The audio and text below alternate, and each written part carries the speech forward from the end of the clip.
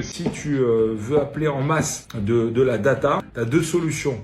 Tu as une solution un petit peu brute qui est utilisée par les centres d'appel. C'est du prédictif d'appel. C'est quoi du prédictif d'appel? C'est en fin de compte, c'est comme si tu allais à la pêche et au lieu d'avoir une seule canne à pêche, tu vas en mettre 5 en même temps. Donc tu as 5 fois plus de chances de flairer. Ça peut également, ce qu'on appelle brûler du fichier. Pourquoi? Parce que si le dimensionnement chez toi n'est pas assez conséquent et qu'il n'y a pas un minimum de 5 à 7 personnes pour recevoir les appels, et ben parfois tu vas lancer des appels et il va se passer ce qui se passe quand parfois on est démarché, d'ailleurs on l'a tous vécu ce moment-là, où tu décroches et puis tu entends une sonnerie d'attente. Et en fait, parce que tu es sur liste d'attente, tu es le prochain à mordre à l'appel et donc tu attends. Donc c'est pour ça que si ton fichier coûte un peu cher, il faut limiter le prédictif, il faut privilégier dans ce cas-là du progressif d'appel. C'est quoi? C'est un appel après l'autre, mais de manière automatisée avec un click to call par exemple, tu vois.